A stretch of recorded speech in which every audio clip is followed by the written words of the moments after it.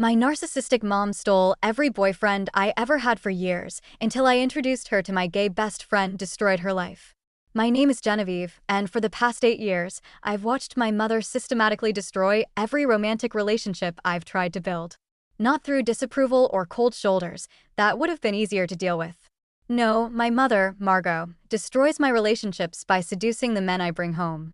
I'm 26 now, living in Austin, Texas, and I'm about to tell you how I took back my life. The first time it happened, I was 18 and dating this sweet guy named Lucas from Austin Community College. He worked at the campus bookstore and wrote terrible poetry that he'd nervously share with me over coffee.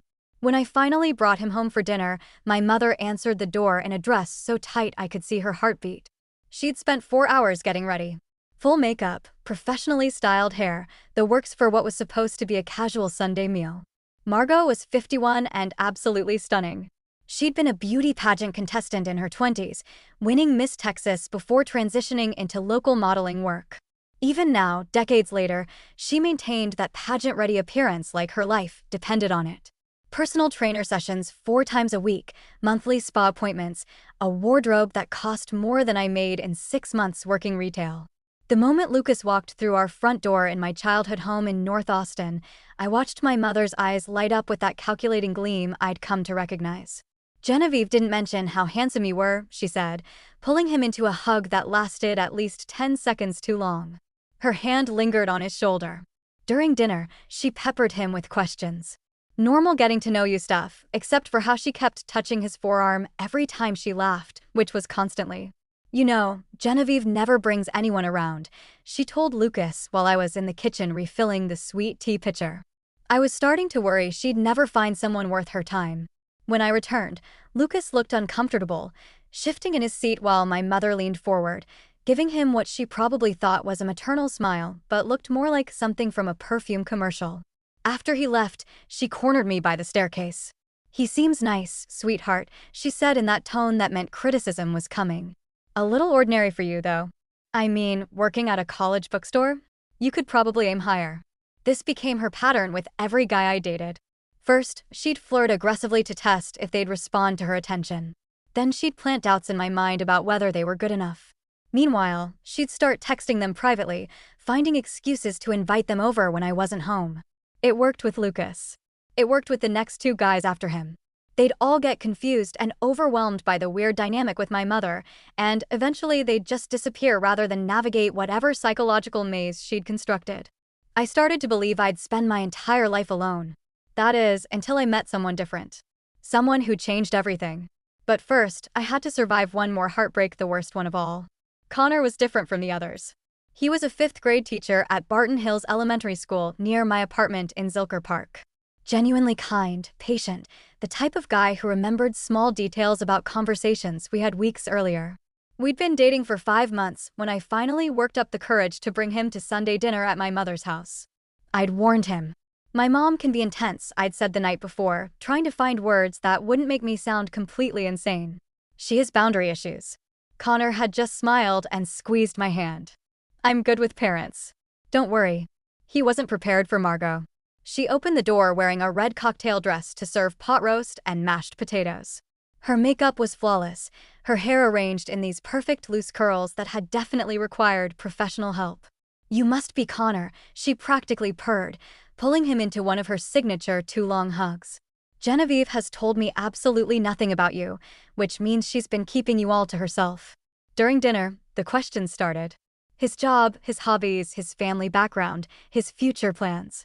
All perfectly normal maternal curiosity, except for how she kept laughing at everything he said like he was performing stand-up comedy, touching his arm, leaning in close enough that I could see him pull back slightly. "Genevieve never brings men around," she told Connor while I was retrieving the peach cobbler from the kitchen. "Between you and me, I was starting to think she might be too picky for her own good." When I came back with dessert, Connor looked like someone who'd just realized he'd walked into a trap. My mother was practically glowing, her eyes fixed on him with an intensity that made my stomach turn. After dinner, while we were saying goodbye at the front door, she hugged him again. "You seem like such a genuine person," she said, her voice dripping with warmth. "Don't be a stranger, okay? You're welcome here anytime." In the car driving back to my apartment, Connor was quiet for a long time. "Your mom is really friendly," he finally said. "That's one word for it," I replied. 2 weeks later, Connor showed me his phone. My mother had been texting him.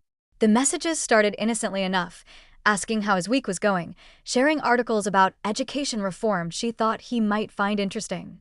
But then they escalated. She suggested they meet for coffee to discuss my happiness. She sent him photos from her morning yoga class, wearing outfits that left very little to the imagination. She told him she wanted to make sure he understood what I really needed in a relationship. "Your mom has been messaging me almost every day," Connor said, his voice careful. "Some of these messages feel inappropriate." I scrolled through the texts, my stomach sinking with each one. She was being subtle enough to maintain deniability, but I could see exactly what she was doing, creating a private connection, positioning herself as the concerned mother who just wanted what was best for me. "I don't want to create problems between you and your family," Connor said. "But this doesn't feel right." "It's not right," I said. "And I'm so sorry. This is exactly why I usually don't introduce guys to her." "Has this happened with other boyfriends?" "Every single one." Connor was quiet for a long moment, staring at his phone. "Genevieve, that's not normal. You know that, right?" I did know. I'd known for years. But knowing something is wrong and being able to fix it are completely different things. 4 days later, Connor ended things. "I really care about you," he said, and I could see in his face that he meant it. "But I can't handle your mother. The constant messages, the way she looks at me, the things she implies about our relationship. It's too much." I cried for hours after he left. Not just because I'd lost another good guy, but because I realized I was going to spend my entire life alone unless I figured out how to deal with Margot. That's when a memory surfaced. A memory of someone from my past who might be exactly what I needed. I needed someone who could handle my mother's manipulation tactics. Someone who wouldn't be flattered by her attention, wouldn't be intimidated by her beauty, wouldn't fall for any of her usual tricks. Someone who could give her a taste of her own medicine without getting emotionally involved. The problem was I didn't know anyone like that. Then I remembered James Mitchell. James and I had been close friends in college before losing touch after graduation. He'd been a theater major, planning to pursue acting in New York, and he was absolutely gorgeous. Tall, athletic build, sandy blonde hair, blue eyes, the kind of smile that made professors extend deadlines without him even asking. James was also gay, though he hadn't been openly out during our college years. We'd stayed connected on social media, and I'd watched his journey of coming out to his family, moving to New York, landing small roles in off-Broadway productions, and eventually moving in with his partner, Marcus. More importantly, James was exactly the type of person who loved drama and had zero tolerance for manipulative behavior. I sent him a direct message explaining my situation. To my surprise, he responded within an hour. "Oh honey, this sounds like the most entertainment I've had since Marcus, and I binged all of Succession. When do we start rehearsals?" We met for brunch the following Saturday at this little cafe in East Austin. James looked even better than he had in college, more confident, more polished, with this energy that I knew would drive my mother absolutely crazy. "So what's the goal here?" he asked, sipping his mimosa. "Are we trying to make her back off, or are we going full psychological warfare?" "I just want her to leave my actual relationships alone," I said. "If she's focused on you, maybe she'll stop sabotaging my real dating life." "Got it. So I need to be charming enough to capture her attention, but unavailable enough to frustrate her." "Exactly." We spent the next 2 hours working out our backstory. We'd reconnected at a mutual friend's wedding 3 months ago, had been dating seriously for 2 months, and things were getting pretty serious. James would be attentive but not overly affectionate, successful but not flashy, interested in her opinion but not seeking her approval. "The key," James explained, leaning back in his chair, "is to make her feel like she's in competition with you. Like, I might choose her if she plays her cards right, but I'm not quite convinced yet." "That sounds manipulative," I said. "It is manipulative," he replied. "But it's also exactly how her brain works, right? She can't stand the idea that you have something she can't have." 3 weeks later, I brought James home for Sunday dinner. My mother answered the door in a dress I'd never seen before, emerald green designer label that probably cost more than my monthly rent. Her hair and makeup were absolutely perfect, like she'd just stepped out of a salon. She took one look at James, and I watched her pupils literally dilate. "You must be James," she said, extending her hand like she expected him to kiss it. "Genevieve has told me absolutely nothing about you, which is very unlike her." "All good things, I hope," James said, giving her that $1 million smile he'd perfected during his theater training. And you must be Margot. Genevieve definitely didn't mention how beautiful her mother is. I watched my mother practically melt. She actually giggled a sound I don't think I'd heard from her since I was a child and ushered us into the living room, immediately launching into full hostess mode. For the next hour, everything went according to plan. My mother was absolutely captivated. But as I watched James work his magic, I began to realize something troubling. I wasn't sure I could control what I'd set in motion. What if James couldn't maintain the act? What if my mother pushed too hard? What if this plan backfired spectacularly? As James squeezed my hand under the dinner table and smiled at my mother's stories about her pageant days, I felt a flutter of anxiety. I'd opened a door I wasn't entirely sure how to close. Over the next several weeks, James's performance was absolutely perfect. My mother started texting him within 3 days of that first dinner. Innocent messages at first, asking how his auditions were going, sharing articles she thought he might find interesting about the New York theater scene. James showed me every single message and carefully crafted his responses to keep her interested, but never quite satisfied. He was friendly but not flirty, appreciative but not pursuing.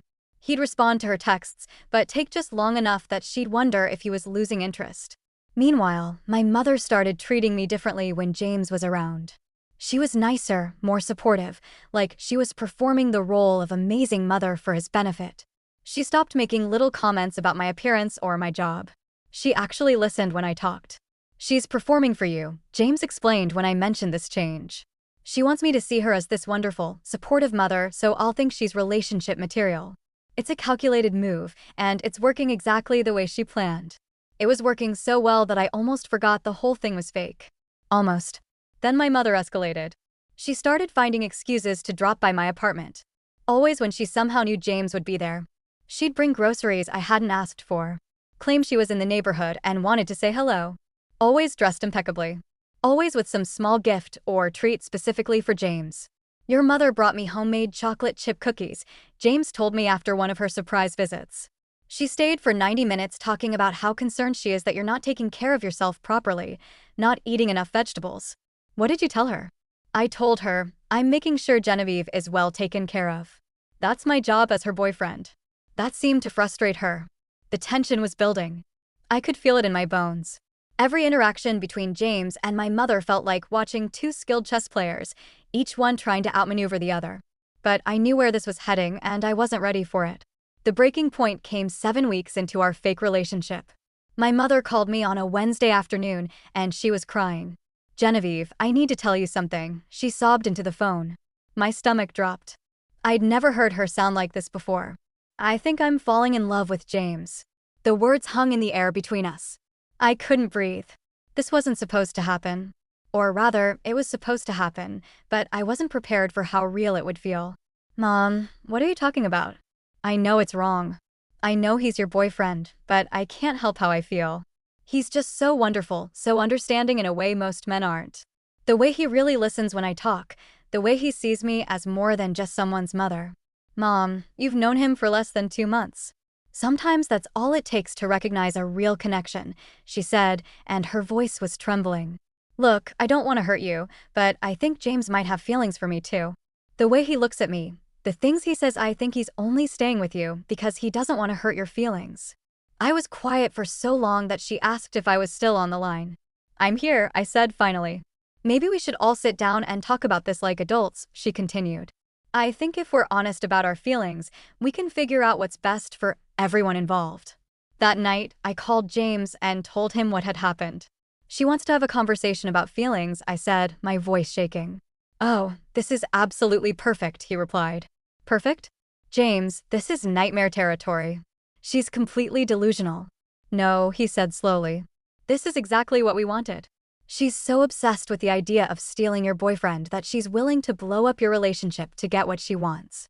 Now we show her exactly how it feels." "What do you mean?" "Trust me. Set up that conversation for this weekend at your place. Tell her we'll all discuss the situation honestly." I didn't like the look in his voice, but I was too deep into the situation to back out now. The trap was set. And this coming weekend, we were going to spring it. Saturday evening, my mother arrived at my apartment dressed like she was attending a movie premiere. Black cocktail dress, full makeup, hair styled in perfect waves. She brought an expensive bottle of wine and a nervous energy that filled my entire one-bedroom apartment. James had arrived 2 hours earlier and spent the time going over his plan. I still wasn't completely sure about it, but I trusted him to handle the situation. Margot's hands were trembling slightly as she handed me the wine. I'd never seen her nervous before. It was unsettling. When she saw James, she practically glowed. "James, you look handsome," she said, smoothing her dress. We sat in my small living room, the three of us forming an awkward triangle on my couch and chairs. My mother kept glancing between James and me like she was trying to read the temperature of the room. "So," she said finally, her voice careful, "I think we all know why we're here." "We do," James agreed. "And I want you to know how much I appreciate your honesty, Margot. It takes real courage to admit your feelings." My mother's face lit up. "I'm so glad you understand. I was worried you'd think I was terrible." "Not at all," James said. "In fact, I think this conversation is long overdue." James reached over and took my hand, which seemed to surprise my mother. "The thing is, Margot," he continued, "I need to be honest about my feelings, too." "Of course," my mother said, leaning forward expectantly, her eyes bright with hope. "Margot, you're an absolutely incredible woman. Beautiful, intelligent, sophisticated. Any man would be fortunate to have your attention." My mother was glowing, and then James said the words that would change everything. "But I'm completely, utterly head over heels in love with Genevieve. More than that, I'm gay." The silence in the room was deafening. My mother's mouth opened and closed like she was trying to form words, but couldn't quite manage it. "I'm sorry, what?" She finally managed. "I'm gay, Margot. I have been my entire life. I have a boyfriend named Marcus who I've been with for 4 years. Genevieve and I have been pretending to date because she was tired of you sabotaging her actual relationships. She thought if you were focused on me, you might leave her actual dating life alone." My mother looked back and forth between us, her face cycling through confusion, embarrassment, and then pure rage. "This is a joke," she said, her voice tight. "It's not a joke," James said gently.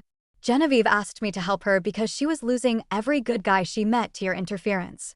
She thought if you were focused on me, you might leave her actual dating life alone." "You've been lying to me for 2 months," my mother said, her voice rising. "Both of you. You've been lying to yourself for years," James replied.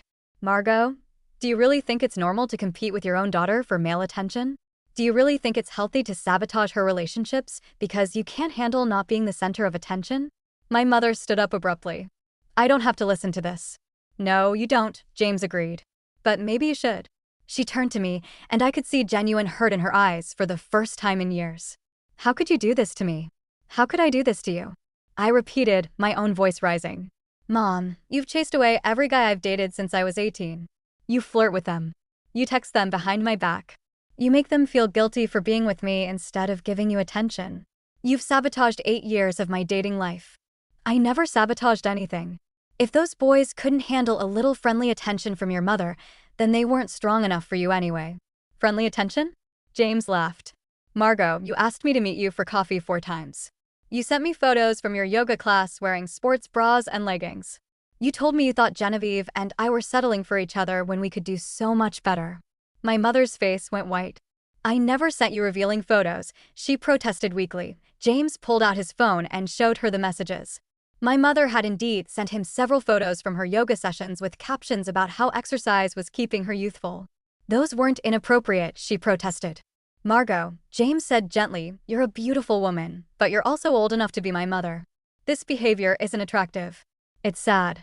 That's when my mother completely lost it. She started screaming about how it humiliated her, how it made her look like a fool, how she'd never forgive either of us.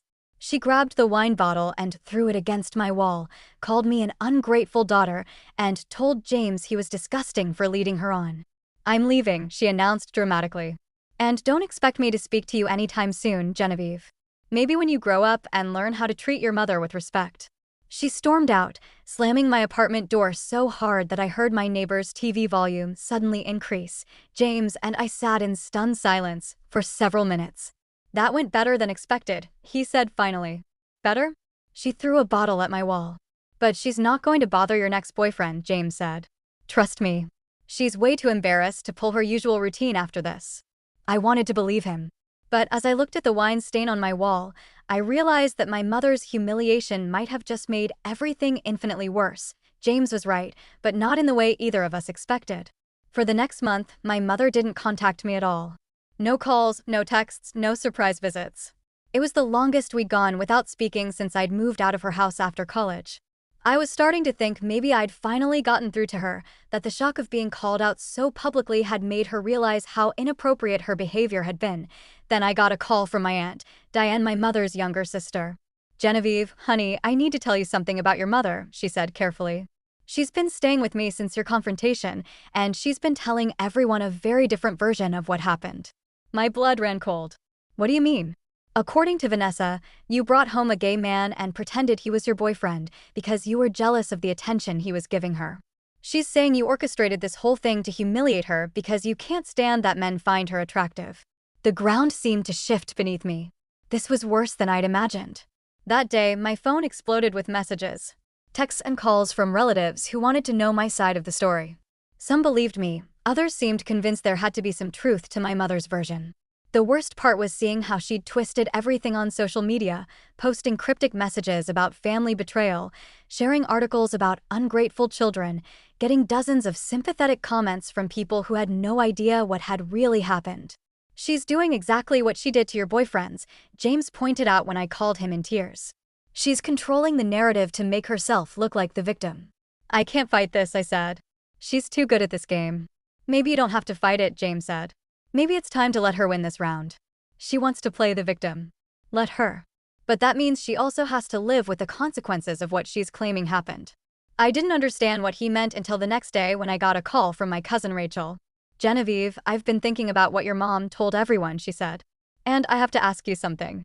If James really was just a friend helping you out, why would your mother have been flirting with him in the first place?" "What do you mean?" I asked. "I mean, according to her story, she was just being friendly to your boyfriend, and you got jealous and decided to humiliate her. But if James is gay and you knew that, why would she have any reason to feel embarrassed about being friendly to him? The only way her story makes sense is if she was doing something inappropriate that made the revelation embarrassing." My cousin was right. Other family members started asking the same questions. The more people thought about my mother's version of events, the less sense it made. Within 2 weeks, the family narrative started shifting. People began asking my mother directly what she'd said and done that made James's revelations so humiliating. She couldn't explain it without admitting to inappropriate behavior, but something unexpected happened during all this chaos. I started dating again. His name was Michael, and he was an architect I'd met through a friend at my graphic design job. I was completely honest with him about my family situation from the beginning.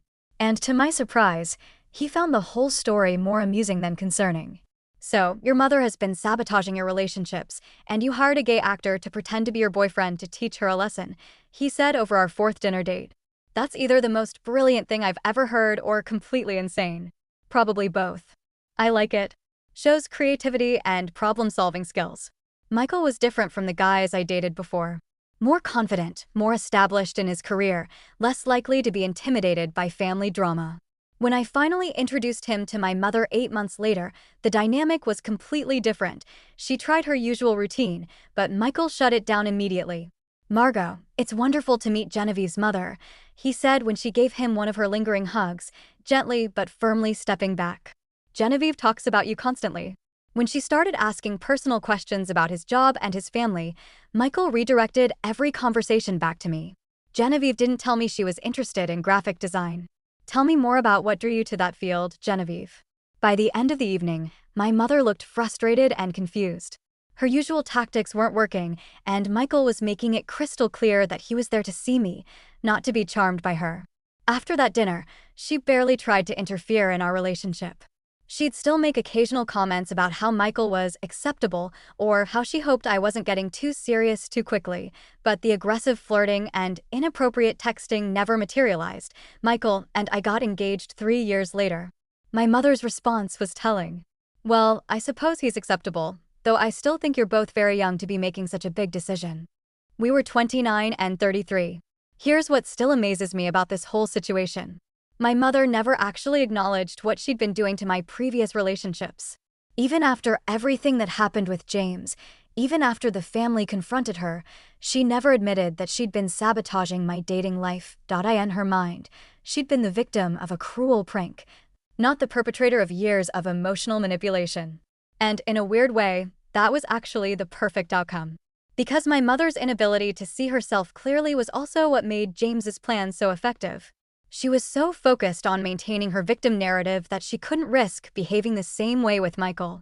If she started flirting with another one of my boyfriends, it would undermine her story about being wronged in the James situation. Her own narcissism had trapped her into better behavior. The wedding itself was beautiful. My mother behaved appropriately, though she did manage to wear a dress that was arguably too attention-grabbing for mother of the bride. During the reception, she gave a speech that was actually sweet and appropriate, talking about how proud she was of me and how happy she was to see me with someone who clearly adored me. For a moment, I thought maybe she'd finally changed. Then, during the bouquet toss, she positioned herself right in the middle of all the single women and caught my flowers. "Looks like I'm next," she announced to the crowd, winking at Michael's unmarried brother. Some things never change. But here's what I learned from this whole experience. You can't fix a narcissistic parent by confronting them directly. They'll just rewrite the story to make themselves the victim.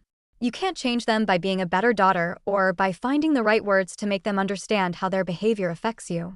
What you can do is protect yourself by choosing partners who won't fall for their manipulation and by creating boundaries that keep their dysfunction from destroying your happiness. James's fake boyfriend plan didn't cure my mother of her narcissism, but it did show her that her usual tactics wouldn't work on everyone. And it forced her to modify her behavior just enough for me to have a normal relationship that's probably the best outcome I could have hoped for. Michael and I have been married for 4 years now. We have a 2-year-old son named Oliver, and my mother is absolutely obsessed with being a grandmother. She babysits once a week, buys Oliver more toys than any toddler could possibly need, and posts constant photos of them together on social media. Sometimes I catch her looking at Michael like she's still calculating whether she could steal his attention if she really tried. But then Oliver will do something cute, and she'll be completely distracted by the opportunity to be the center of a toddler's world. I think grandchildren might be the perfect solution for narcissistic mothers. They get unconditional adoration from someone who's too young to see through their manipulation. As for James, he and Marcus got married 2 years ago. I was a bridesmaid in their wedding, and my mother was invited as my guest. She spent the entire reception trying to set up James's single friends with women she knew, apparently having completely forgotten why we'd met in the first place.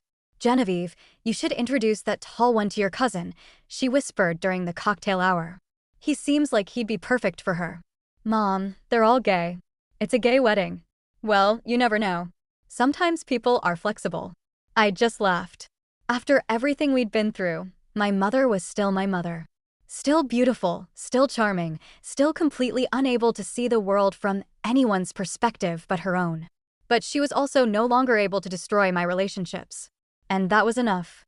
The most important thing I learned from this experience is that you don't have to fix your family to be happy. You just have to figure out how to protect yourself from their worst impulses while still maintaining whatever relationship is possible.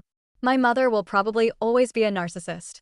She'll probably always need to be the center of attention, always struggle with the idea that other people have needs and feelings that matter as much as hers do. But she'll also probably always be my mother. And despite everything, I do love her. I just love myself enough now to not let her destroy my happiness in the process. And sometimes that's the most you can ask for from a complicated family relationship. The fake boyfriend plan worked not because it changed my mother, but because it changed me. It taught me that I could take control of situations that felt hopeless, that I could protect myself without completely cutting ties, and that sometimes the best revenge is simply refusing to be a victim. My mother still doesn't think she did anything wrong with my previous boyfriends. She still believes her version of the James story, where she was the innocent victim of a cruel daughter's jealousy. But she also knows that her usual tactics don't work on Michael, and she's seen what happens when she pushes too far. That's probably as close to a happy ending as our relationship is ever going to get. And honestly, I'm okay with that.